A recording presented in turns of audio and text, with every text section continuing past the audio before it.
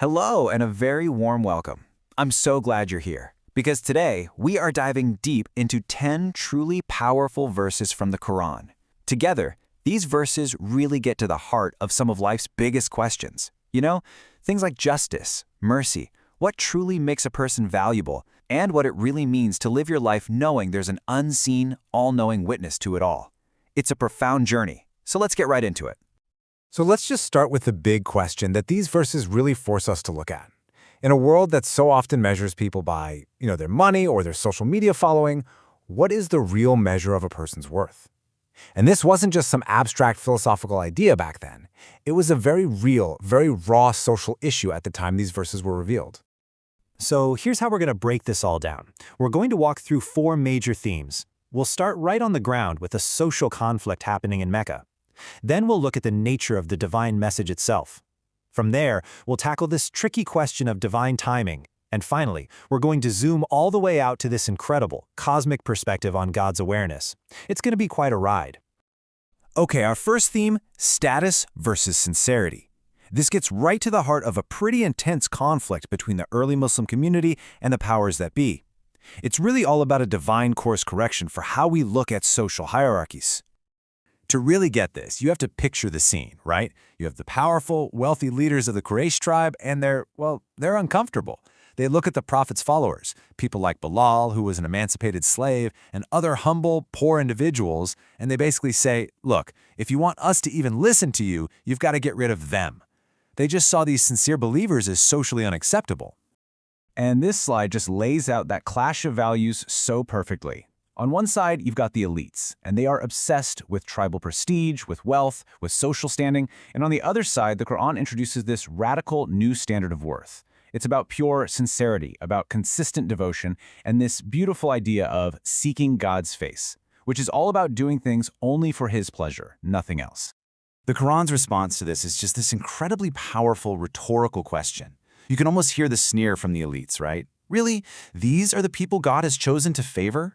And the divine reply just flips the entire script. It says, hey, God's favor has nothing to do with your social rank. He knows who is truly grateful. And that, gratitude, is the currency that actually matters in His eyes. So let's build on that and move to our second section. Because after establishing who holds real value, the verses shift to the purpose and the tone of the divine message itself. And it's this fascinating mix of a stern warning, a warm welcome, and just crystal clarity. First, the message is a warning. But it's a very specific kind of warning. It's designed to really hit home for those who already have that little seed of fear, that sense of accountability deep down. The whole point is to strip away any false sense of security, this idea that your tribe, your ancestors, or anyone else can save you. It says, nope, only God. And then boom, the tone just completely changes. After that confrontation and that warning, you get this direct instruction to the Prophet on how to treat the believers who come to him. Greet them with, peace be upon you. And this is followed by one of the most incredible theological statements you'll find. Your Lord has decreed upon Himself mercy. Think about that. It's not just an attribute He has. It's a law, an obligation He has placed upon Himself. It's just wow. So why all this detail? Why spell everything out so clearly? Well, verse 55 gives us the answer. It's all about drawing a bright, unmissable line in the sand between the path of the believers and the path of the wrongdoers. It's about making things so clear that on the day of judgment, nobody can say, well, I was just confused. There are no excuses left. And this idea of clarity leads us perfectly into our third section. Because when you present people with such a clear choice, some of them are going to react with mockery, with impatience. This part of the text deals directly with those who are taunting the Prophet, basically saying, all right, if you're right, bring on the punishment you keep talking about. The whole conflict is framed as 2 completely opposite paths. On one side, you have people following their ahwa, their whims, their personal desires, their baseless traditions. And on the other side, the Prophet is standing firm on bayyinah, which means clear, undeniable evidence from God.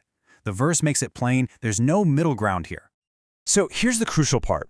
When they mockingly demand the punishment, the Prophet's response is a masterclass in humility and a declaration of God's total authority. He essentially says, that's not in my hands. I don't have what you're asking for. The timing, the decision, the judgment, all of it belongs to God, and God alone. He's the best of deciders. And he goes even further. He explains that if he actually had that kind of power, this whole argument would have been over a long time ago. But the delay isn't a sign of weakness. No, It's a sign of perfect, divine knowledge. God knows exactly who the wrongdoers are, and He will act on His timeline, which is based on His wisdom, not on our impatience. And that idea, that concept of God's perfect knowledge, is the perfect launchpad for our final and honestly breathtaking section. This is where the camera pulls back, way back, from these human disputes on Earth to a sweeping cosmic vision of God's total, absolute awareness of, well, everything. It starts with this absolutely incredible statement. With Him are the keys of the ghaib, the unseen, the hidden realities of existence. This isn't just about knowing things, it's about control. It's like He holds the master keys, the admin passwords to the entire universe, and no one else has them. And to make sure this doesn't just feel like an abstract idea, the verse gives us these vivid, poetic, and super tangible examples. His knowledge isn't just general, it's infinitely granular. He knows what's on the land and in the deepest sea. Get this, He knows about every single leaf that falls from a tree, every tiny grain buried in the darkness of the soil. Absolutely nothing, moist or dry, escapes His awareness. It's all there in a clear record.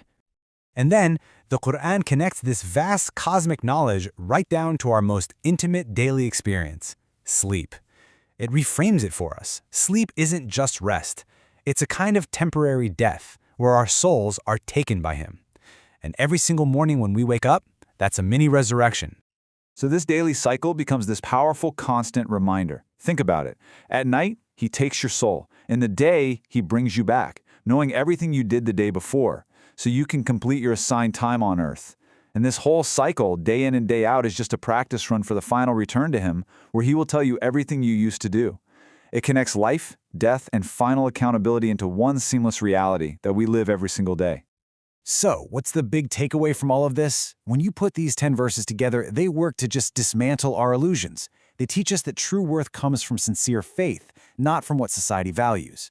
They cement the idea that mercy is a foundational rule of God's, and they establish without a doubt that our destiny is in His hands, guided by a knowledge so complete that not a single one of our actions goes unwitnessed. And that leaves us with a final, really profound thought to sit with. If the universe is governed by a knowledge so precise that it registers every single falling leaf, every hidden grain of sand, what does that say about the significance, the weight, and the ultimate meaning of your life and mine, lived under the gaze of that all-knowing witness?